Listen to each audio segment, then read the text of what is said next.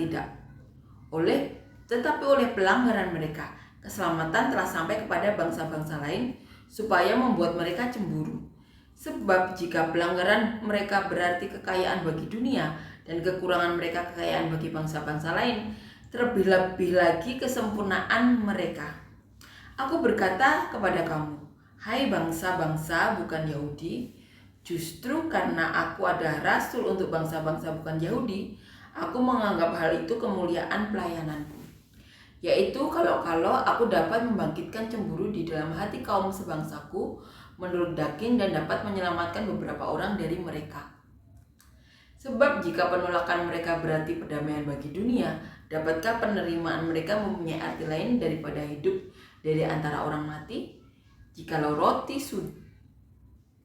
sulung adalah kudus, maka seluruh adonan juga kudus. Dan jikalau akar adalah kudus, maka cabang-cabang juga harus kudus. Karena itu apabila beberapa cabang telah dipatahkan dan kamu sebagai tunas liar telah dicangkokkan di antaranya, dan menurut pendapat bagian dalam akar pohon zaitun yang penuh getah, janganlah kamu bermegah terhadap cabang-cabang itu. Jikalau kamu bermegah, ingatlah bahwa bukan kamu yang menopang akar itu, melainkan akar itu yang menopang kamu. Mungkin kamu akan berkata, ada cabang-cabang yang dipatahkan supaya aku dicangkokkan di antaranya sebagai tunas. Baiklah, mereka dipatahkan karena ketidakpercayaan mereka, dan kamu tegak tercacat karena iman. Janganlah kamu sombong, tetapi takutlah. Sebab kalau Allah tidak menyayangkan cabang-cabang asli, Ia juga tidak akan menyayangkan kamu. Sebab itu perhatikanlah kemurahan Allah dan juga kekerasannya, yaitu kekerasan atas orang-orang yang telah jatuh, tetapi atas kamu kemurahannya, yaitu jika kamu tetap dalam kemurahannya. Jika tidak, kamu pun akan dipotong juga. Tapi mereka pun akan dicangkokkan kembali jika mereka tidak tetap dalam ketidakpercayaan mereka. Sebab Allah berkuasa untuk mencangkokkan mereka kembali. Sebab jika kamu telah dipotong sebagai cabang dari pohon zaitun liar dan bertentangan dengan keadaanmu itu, kamu telah dicangkokkan pada pohon zaitun asli. Terlebih lagi mereka ini yang menurut asal mereka akan dicangkokkan pada pohon zaitun mereka sendiri. Jadi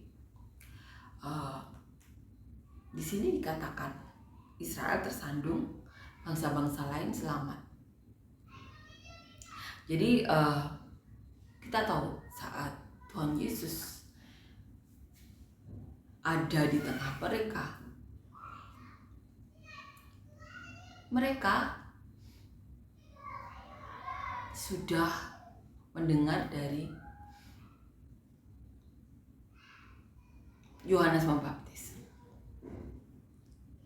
Dan Yohanes Pembaptis sudah berseru di padang-padang gurun.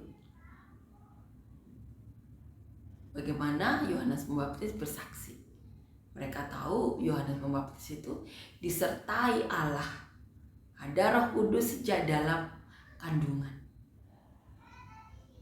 Amin ya.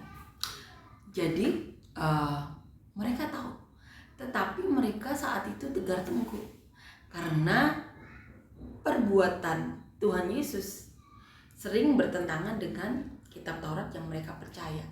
Tetapi sebenarnya itu hanya alasan, karena mereka melihat Tuhan Yesus begitu diurapi ya. Mereka sering melihat Tuhan Yesus melakukan mujizat.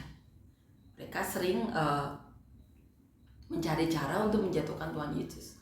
Karena apa? Karena mereka khawatir jabatan mereka diambil Tuhan Yesus. Jadi mereka takut jabatan mereka diambil Tuhan Yesus.